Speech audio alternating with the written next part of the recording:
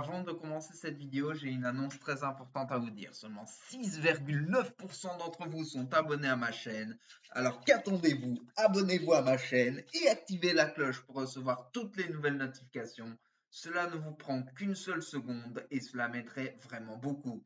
Sur ce, bon visionnage.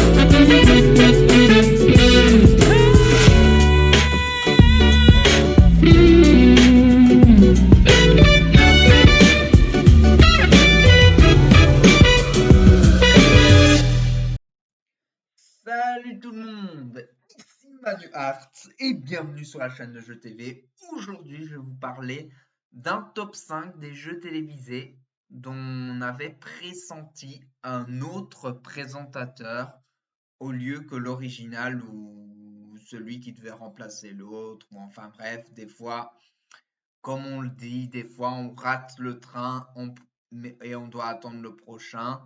Et bien là, c'est 5 présentateurs qui ont raté des gros jeux télévisés. Enfin bref, je vais vous expliquer. Avec le numéro 5, question pour un champion.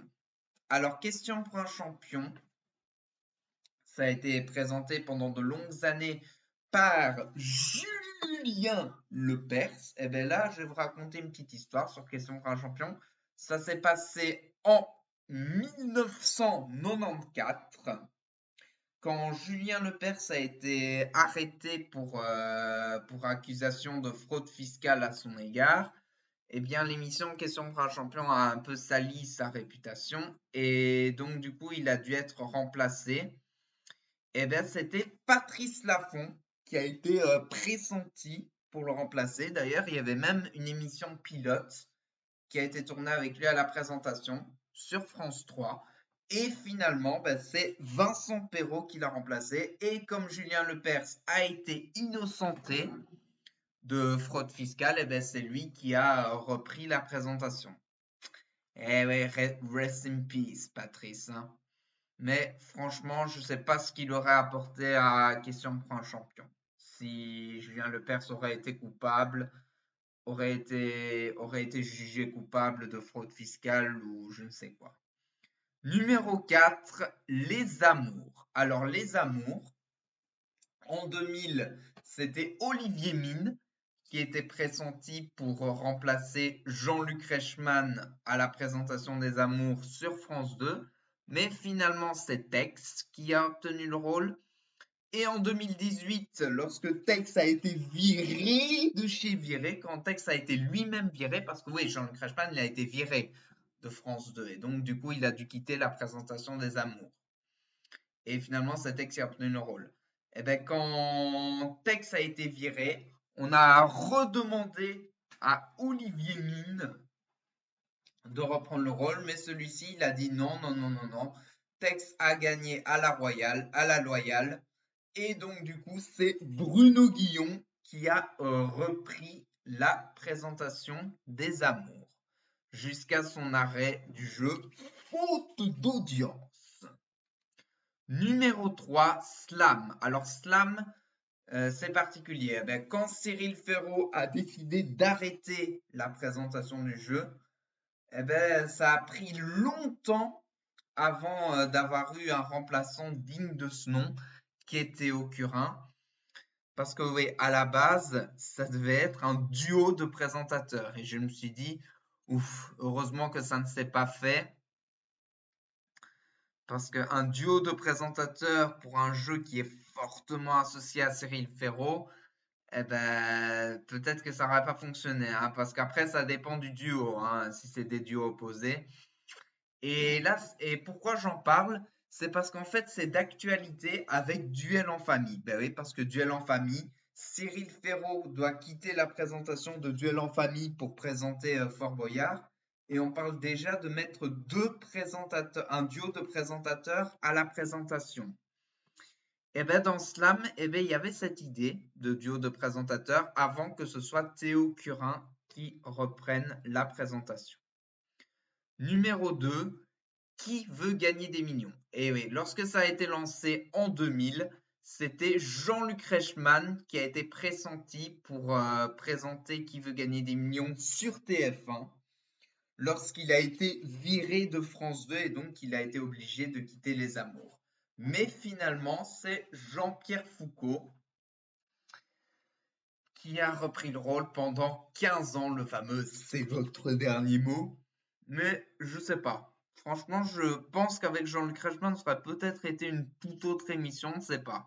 Parce qu'avec Jean-Luc Reichmann, ça passe ou ça casse. Parce que, attention à la marche, son rythme, il est lent. Et Au pied du mur, par exemple, qui est la nouvelle version d'un contresens, là c'est bien.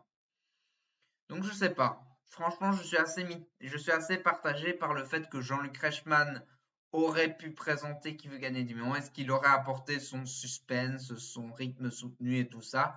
Je ne sais pas et bien sûr, on ne le saura jamais. Et enfin, numéro 1, le quiz des champions. Alors le quiz des champions, ça a été l'enfer. Tout d'abord, c'est Laurence Boccolini quand Cyril Ferraud, enfin non, même pas. C'était avant que Cyril Ferraud ait décidé de quitter la présentation de Quiz des Champions. Parce que c'était en juillet 2025. C'était Laurence, on a pressenti pour mettre Laurence Boccolini à la présentation de Quiz des Champions. Déjà, sans demander l'avis à Cyril Ferraud. Bon, ils ont voulu mettre Laurence Boccolini à la présentation du Quiz des Champions. Peut-être qu'ils allaient demander à Cyril Ferraud. Finalement, ça s'est jamais fait et heureusement parce que Cyril Ferraud a décidé de quitter lui-même la présentation de Quiz des Champions avec beaucoup d'autres programmes pour alléger son emploi du temps, avec notamment la carte au trésor. Donc du coup, c'est une bonne affaire pour eux que Cyril Ferraud quitte la présentation du Quiz des Champions. Mais ils doivent d'abord faire signer un contrat à Laurence Boccolini. Contrat qu'elle refuse de signer. Ah ouais, là, bah ouais, parce que Laurence Boccolini, en fait, elle a été virée des enfants de la télé. En fait, elle a été virée des enfants de la télé. On l'a pris sa place. On a donné la place de présentatrice à Faustine Bollard. Mais par contre, on a voulu lui faire renouveler pour une deuxième saison de la nouvelle version de Mot de passe, ainsi que quelques primes, dont notamment le quiz des champions. Elle a refusé, donc elle a claqué la porte à France Télévisions, donc à France 2. Et donc du coup, le quiz des champions a été mis en stand-by jusqu'en janvier 2026, où on a enfin trouvé une présentatrice digne de ce nom, qui est finalement Flavie Flament. Mais franchement, Laurence Boccolini, je sais pas. Je sais pas trop ce que ça aurait donné, le quiz des champions avec Laurence Boccolini, mais Flavie Flament dans le quiz des champions, je ne sais pas. Parce que l'émission avec Flavie Flament peine à atteindre le million de téléspectateurs, mais je pense que si ça aurait été Laurence Boccolini dans le quiz des champions, l'émission serait revenue bien plus tôt et aurait peut-être fait de meilleurs scores d'audience. Parce que ouais, le samedi, bien sûr, il doit affronter The Voice. Et parce que l'émission a été diffusée le vendredi sur France 3 parce que France 2 devait diffuser un événement sportif. Et donc du coup devait affronter Danse avec les stars sur TF1 et ça a peiné à atteindre le million de téléspectateurs sur France 3 face au carton qui a été Danse avec les stars sur TF1 avec Camille Combal qui a presque atteint les 3 millions. Enfin, entre 2 et 3 millions.